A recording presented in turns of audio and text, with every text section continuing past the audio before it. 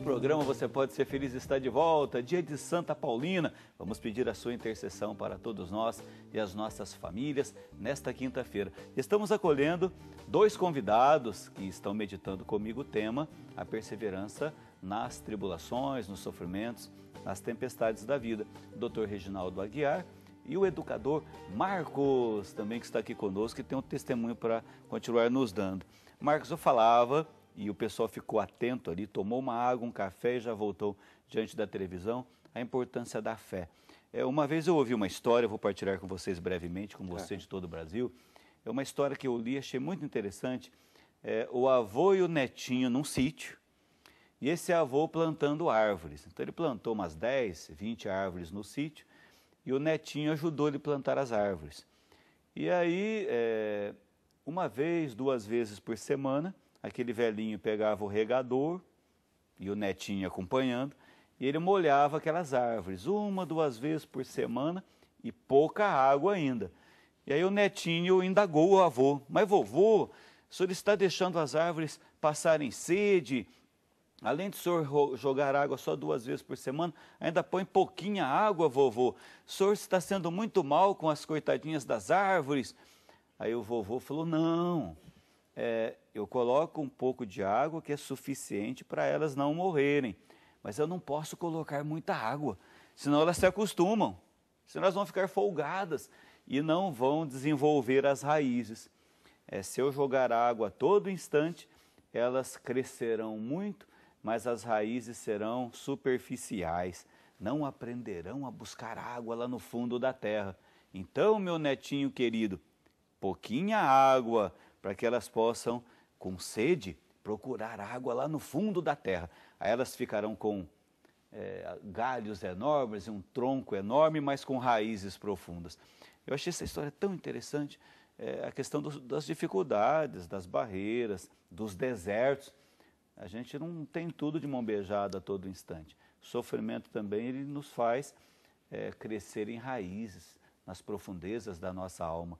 E aí entra a religião, né, Reginaldo e Marcos, a importância da religião. De que maneira você vê, Reginaldo, a fé das pessoas? Tem gente que numa tribulação se apega em Deus, outras se afastam. O Marcos contou que num primeiro momento ele se afastou. De que maneira a religião também ela ajuda as pessoas nesse enfrentamento das tempestades? As pessoas, quando elas têm alguma alteração emocional, elas estão com muita raiva, elas estão com muito medo, muito tristes, né? Existem pesquisas que revelam que aquelas pessoas que acreditam em Deus e que fazem de alguma maneira um contato com Deus, né, naqueles momentos que elas estão muito más, elas acabam se sentindo muito melhor, ou seja, elas conseguem se recuperar de um fracasso, de uma perda, de uma dificuldade com muito mais facilidade. Inclusive, as pesquisas são muito interessantes, porque eles pegam grupos de pessoas, né, que acreditam em Deus e grupos de pessoas que não acreditam em Deus, né, e aí eles vão fazendo testes, aplicando testes, ou passando por situações e verificando como que elas vão enfrentando. E aquelas que acreditam em Deus, que têm uma religiosidade ou uma espiritualidade, né, elas conseguem ser mais resilientes, ou seja, elas conseguem passar por dificuldades e se reequilibrar novamente com muito mais facilidade, né? Então, até a ciência... Exatamente, a ciência comprova que isso é fato, é um fato isso, né? É comprovado cientificamente que quem acredita em Deus tem mais poder para lidar com as dificuldades, né? Sim. Você que está acompanhando o programa Você Pode Ser Feliz, você tem sonhos na sua vida? Quais são os seus sonhos? A gente está acolhendo o Marcos, e o Marcos tinha um grande sonho com a sua esposa, pelo que eu vi, viu, Marcos? A gente conversou um pouquinho, mas eu estou sabendo um pouquinho da sua história. Nossa produção aqui é excelente.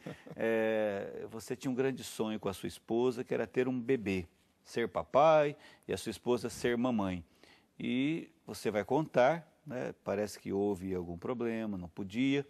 E aí Deus se manifestou através da fé de vocês e veio um presente, que é uma linda menina que eu conheci, que se chama Letícia. Conta para nós, você se afastou, né, naqueles primeiros momentos, depois você falou dos relacionamentos, você conheceu sua noiva, se casou, queria ter um bebê, e aí o que aconteceu? Então, você vai poder explicar melhor. Antes de vir até da gente se casar, tem um antes de se casar, como que eu recuperei E como que cheguei a levantar minha a cabeça, sim. a levantar a cabeça e acreditar que poderia ser feliz, né? Conheci a minha esposa, Como ela chama? Patrícia. Patrícia, sim. Eu e um grande amigo meu que infelizmente faleceu há 2 anos atrás, Roberto, judeu. Você vê só, a gente não tem essa questão de crença, um grande Sim. amigo. A gente saiu, tá? Então, assim, cheguei em um determinado momento que eu resolvi ir só para balada, e só para me divertir. Falei, agora eu vou me divertir, já que não vou ser feliz, então vou arrumar um jeito, né? E aí, quando eu estava começando a cair na gandaia, porque desde que meu pai faleceu, eu comecei a trabalhar para ajudar em casa. Sim. E aí eu conheci a patroa, a dona Pati. E aconteceu um negócio muito interessante. Ela também tinha essa mesma visão de mundo, de vida, sim. porque ela viveu uma vida dela sofrida. O pai era alcoólatra, o pai dela é falecido. E o irmão também, o Eduardo, adicto. Então, vivia naquele mundo de drogas, enfim. Ela vivia num ambiente muito complicado. Também teve frustração amorosa. E como é que pode, né? Se ela acha que não pode ser feliz e se eu acho que não pode ser feliz, evidentemente que a gente não vai se unir nunca. Sim. E aí houve o grande salto. Reviravolta. O início. Porque eu acho que assim, quando a gente fala de milagre de Deus e a gente vê os milagres de Cristo, né? Ele curou o cego, é algo instantâneo. Mas a cegueira da fé, a cegueira espiritual, eu vejo que é um processo de cura que leva tempo. Sim. Que é o tempo de Deus. E aí, certo dia, a minha mãe, no começo, assim, dava umas rateadas na minha esposa, né? Mãe ciumenta, né? Aí a dona Regina, ela, quando nós nos casamos, ela deu 3 presentes grandes. Ela deu geladeira, fogão e uma máquina de lavar, que foram grandes presentes. Mas o maior de todos os presentes que a minha mãe me deu na minha vida, que mudou todo a minha caminhada, foi 2 coisas. O tercinho de Nossa Senhora de Fátima e a seguinte frase: filho, você precisa rezar. Reza, filho. Reza, filho. Reza, filho. A partir desse momento, ela me trouxe de volta para Deus. Porque no desespero, na dor, né? Na dor eu saí, eu me recusei a Deus, e na dor eu voltei para Ele. Sim. Né? Na dor eu voltei para Ele. E a gente resolveu se dar a oportunidade de ser feliz. E em menos de um ano, a gente foi, comprou, vimos apartamento, nos casamos, e tendo aquela vida de dificuldade financeira, que é normal, né, o início de casamento. E a vida foi levando, foi passando-se o tempo e cadê a Letícia? Cadê o bebê? Cadê a Letícia que não vinha? E a gente esperando e a Letícia não vinha. Então, chegou determinado momento, né, que a gente descobriu que nós não podíamos ter filhos. Sim. Né? Eu sempre digo assim, quando eu... Outro baque. Aí a porrada foi punk, né? Eu sempre digo o seguinte, e depois eu ia aos poucos para a igreja, também ia aos domingos à missa, mas não estava ainda naquela com os 2 pés mesmo, né? Era um dentro e um fora. Eu rezava o terço todos os dias, mas tinha semana que eu ficava 2, 3 dias sem rezar, me sentia mal, enfim, mas estava evoluindo o meu lado espiritual. E a voz da sua mãe dizendo, reza, filho. Reza, filho, reza, filho. É o presente mais valioso que ela me deu, até que, olha, não tem palavras. E aí eu sempre digo assim, que se no matrimônio Deus disse que a gente vira um só corpo e um só espírito. Então eu sempre digo para as pessoas no testemunho que o nosso corpo, o nosso espírito não poderia gerar um filho. Sim. Problema de quem? Não interessa. É o casal, é um espírito só, né? Um corpo só. Uma só carne. É uma só carne. Uma só vida. É uma só vida. Então a gente, infelizmente, naquele momento a gente descobriu que não podia. E aí veio todos os processos. E a gente correu atrás do processo de fertilização, enfim, de possibilidades. Isso em 2006. E não deu certo também. Entramos na fila. Sim. Porque eu sempre pesquisei, eu comecei a agir um pouco mais racionalmente, e eu pesquisava e falava assim, poxa, eu vou gastar, vender casa, vender carro, para ter um filho, e de repente eu vou criar onde? A gente tem que pensar, né? E aí, bom... Mas Deus tinha um plano maior. Deus tinha um plano maior, né? que passou por outras tempestades, que passou por outros períodos dolorosos até. Ventos contrários. Ventos contrários. A gente, no final de 2005, a gente fez o processo lá no Hospital Pérola Baito, em São Paulo. Em 2006, chegou fevereiro, a gente fez uma festa surpresa para ela e a gente estava optando porque entrar na fila de adoção, Sim. né, para adoção. Só que teve um outro episódio no meio. Fevereiro, ela faz aniversário dia 9 de fevereiro, fiz uma festa surpresa para ela. Semanas seguintes, ou na mesma semana, o Eduardo, meu cunhado, adicto, usuário de drogas. E aí a gente descobriu que tinha lá na igreja, lá na Clélia, ali na Lapa, um grupo chamado Reciclázaro.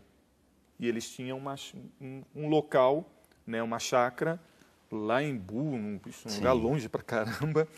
E você conheceu esse pessoal, nós né? Conhecemos. A gente já sabia que existia isso lá. Quando ele falou, eu quero, falar, essa é a oportunidade. Pegamos, colocamos, levamos eles para lá, né? E aí levamos ele para a clínica. Bom, o que tem a ver com a adoção? É a mão de Deus. Ele ajeitou duas coisas. Graças à dor desse rapaz que durante anos e anos, e a família que sofria duramente, né? Esse negócio da droga, do álcool, que acaba com as famílias, né? Graças ao sofrimento dele veio um presente depois. Então foi passando aquele ano lá, nós entramos na fila da adoção, entramos com um documento e paralelamente a gente estava assistindo ele no grupo. E aí chamaram a gente, falaram que para participar lá, para ele estar internado, ele teria que participar, a família, seria minha esposa e minha sogra, né? Sim. Mas eu acho que a gente está na família, vai tudo junto. Participar do grupo Amor Exigente, que era o grupo de apoio para a família. Perfeito. Vamos lá, participamos do grupo para apoiar, para dar o apoio, enfim. Foi passando durante o ano de 2006, chegou no meio do ano, ele saiu da clínica, graças a Deus recuperado. Hoje ele já está, minha filha está com 9 anos que ele está limpo, graças a Deus. Ele abriu um comércio lá em Pirituba. Isso já foi um grande milagre. Nossa, maravilhoso. E depois vem a Letícia. Maravilhoso. E a gente participava desse grupo do Amor Exigente e eles estavam querendo até que eu e minha esposa coordenássemos o grupo ali. Então a gente tinha alguns encontros que a gente fazia.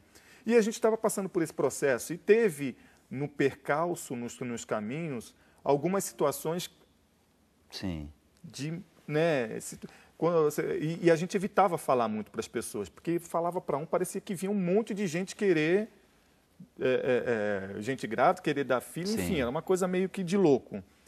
E numa certa ocasião a gente estava com o nosso coração meio amargurado, né, e a gente sentiu a necessidade de, num encontro lá no grupo, dizer, né, falou assim, gente, a gente não falou, a gente já está aqui faz um tempo, nós temos um sonho. A gente tem o sonho de estar com o nosso coração um pouco amargurado e a gente sente essa necessidade de falar. Porque a gente já tinha colocado que não ia falar nada disso lá. Mas Deus falou, fale. Deus buzinou no nosso ouvido. E nós conversamos, né, falamos, demos o nosso testemunho, fizemos nosso desabafo lá no encontro. E aí surgiu a oportunidade de... No café, no intervalo, uma senhora, a gente chama ela de Cleidão, né? Cleide, o nosso anjo negro. Ela também, o filho dela, adicto. Ela falou de uma moça que tinha uma criança que estava grávida e que não tinha condições nenhuma de cuidar. E chamou a gente, falou. Aí a gente falou assim, olha, nós vamos pensar, porque não é coisa... E eu quero fazer tudo dentro da lei. Certinho.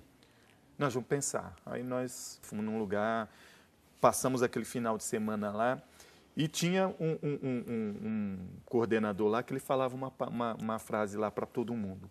Olha, vocês, que é o Charles, né? Ele falava o seguinte, olha, vocês entrega para Deus com uma mão o seu problema e com a outra vocês tiram. Né? Pegam de volta. Pega de volta. Se vocês confiam, então entrega nas mãos dele. E aí a gente conversando, né? A gente passou um final de semana lá, teve um feriado no meio, era em novembro, inclusive, nosso aniversário de casamento, e a gente estava comemorando. Aí a gente chegou para ela e falou assim, olha, nós vamos entrar nisso, só que é o seguinte, nós vamos contratar uma advogada, porque tem que ser tudo dentro da lei, e está nas mãos de Deus. Está na mão dele. E aí veio a Letícia. Entregamos já com as duas mãos para não ter problema de... E aí, em janeiro de 2007, veio aquela coisinha miudinha, a no Letícia, né, nosso anjo, nossa bênção, a bênção de Deus. Parabéns, de Marcos, todas parabéns. as tribulações que a gente passou, foi o presente maravilhoso que Deus deu para a gente. Reginaldo, tá vendo que história linda do Marcos, que né? história bacana, Você que está né? nos acompanhando em todo o Brasil, né? Que bênção maravilhosa. Mas ele falava, né, Marcos, numa das partes da história dele que toca muito a gente, né? Muitas pessoas se afastam de Deus na hora de um problema, de uma surpresa ruim, de uma derrota, de um fracasso, mas depois acaba voltando também num momento assim de sofrimento, de fracasso, e aí consegue uma vitória e consegue superar aprendendo com aquilo. Você já fez essa experiência de acompanhar pessoas que se revoltam num momento de dor e acabam num outro momento se reequilibrando e voltando para Deus? Como é isso? Isso que ele contou acontece com frequência com as pessoas? É isso. Eu acho que quando as pessoas estão passando por uma fase de vida difícil, em que há muitas perdas, Sim. Em que a parte emocional dela está muito desestabilizada, elas começam a questionar a existência de Deus, né? Quer dizer, como Deus é tão amoroso e poderoso e está me deixando numa situação tão difícil. Misericórdia. Assim. Isso. Quando você é jovem, inclusive, eu acho que é difícil você entender o que é Deus também, né? Quando você tem 13, 14, 15, 17 anos, é muito difícil, né? Pela maturidade, pela pouca experiência de vida ainda, né? Então, as pessoas quando passam por perdas, as mais diversas, quer dizer, uma separação, né? Para você ter uma ideia, nos Estados Unidos eles mensuram o grau de estresse, não é? O grau de estresse de uma separação só perde para o falecimento de alguém. Sim. Não é? Então, assim, uma pessoa que passa por uma separação, muitas vezes ela entra em depressão, né?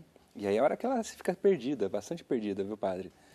E quando ela consegue se reencontrar de novo, né, quer dizer, aprender algumas ferramentas para lidar com essa vida dela e começar a enxergar uma vida diferente, né? Às vezes ela tem esse reencontro com Deus novamente, né? Isso pode acontecer durante a dor, mas pode acontecer depois da dor também, nesse reencontro, né? E a importância das pessoas, né, Marcos? Porque ele enfatiza bem, né? A minha mãe me deu vários presentes, 3 presentes grandões. Vamos ver se eu decorei. Uma máquina, geladeira? Geladeira e fogão. E fogão.